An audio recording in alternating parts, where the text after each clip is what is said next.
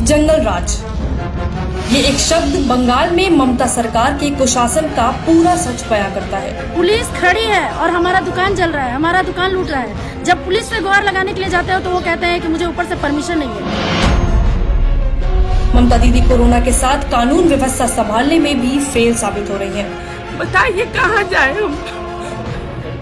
Corona पर गैर जिम्मेदाराना रवैये की वजह से सुप्रीम कोर्ट विपक्षी राज्य दिल्ली, महाराष्ट्र समेत पश्चिम बंगाल को फटकार लगा चुकी है, फिर भी ममता नहीं सुधरी। एक तरफ कोरोना से लड़ने की जगह कोरोना से होने वाली मौतों के आंकड़ों को छिपाया, दूसरी तरफ ममता सरकार में अपराधियों की दबंगाई लगातार जारी है। ममता सरकार में राजनीतिक इच्छाओं की पूर्ति के लिए राज्य में 2014 से अभी तक 100 से ज्यादा भाजपा कार्यकर्ताओं की हत्या हो चुकी है। 2014 से बंगाल के अंदर परिवर्तन के लिए राजनीतिक संघर्ष करते करते 100 से ज्यादा भारतीय जनता पार्टी के कार्यकर्ताओं ने अपनी जान गंवाई। ममता दीदी जनता की जान बचाने की जगह अपनी कुर्सी बचाने में लगी हुई है।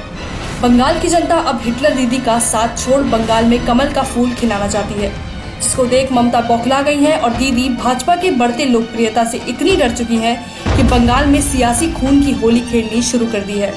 इस वजह से पश्चिम बंगाल में सबसे ज्यादा राजनीतिक हत्याएं हुई। 13 जुलाई को उत्तर दिनाजपुर के हेमताबाद से भाजपा विधायक देवेंद्र रॉय का फंदे से शव लटका मिला। 19 जुलाई को भाजपा सांसद अर्जुन सिंह की मौजूदगी में उत्तर 24 परगना में भाजपा के कार्यालय पर बम फेंके गए, जिसका आरोप ममता के गुंडों पर लगा। 20 जुलाई को उत्तर दिनाजपुर के कालागाछ में भाजपा नेता की नाबालिग बहन के साथ गैंगरेप किया और फिर उसकी हत्या कर दी गई, जिसका आरोप भी टीएमसी के कार्यकर्ता पर लगा। ममता दीदी के जंगल राज में जिस तरह से हत्याएं हुई, वो ये सवाल जरूर उठाता है कि क्या ये राजनीतिक फायदे के लिए ममता अपने सामने मजबूत होते विपक्ष को खत्म करने के लिए साजिशन तो नहीं कर रही हैं? हमारा ऐसा कहने का कारण है 2014 से बीजेपी पर बंगाल में जनता का बढ़ता भरोसा।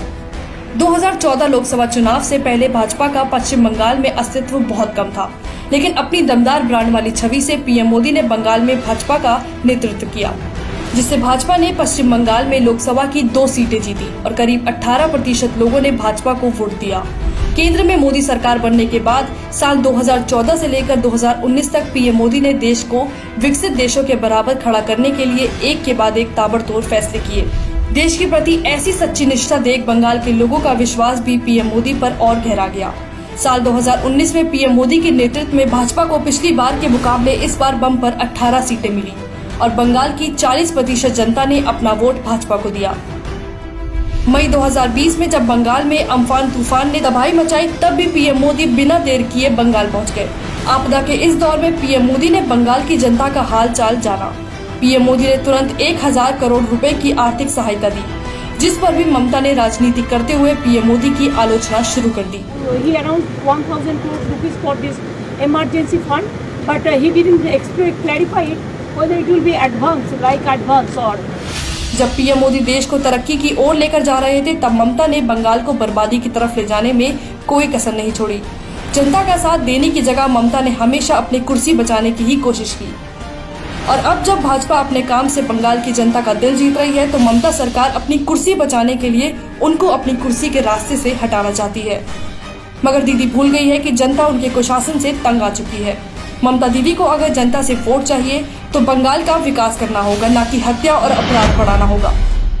बंगाल की जनता अब विकास देखना चाहती है, जिसकी उम्मीद उसे सिर्फ और सिर्फ पीएम मोदी के नेतृत्व में ही नजर आ रही है।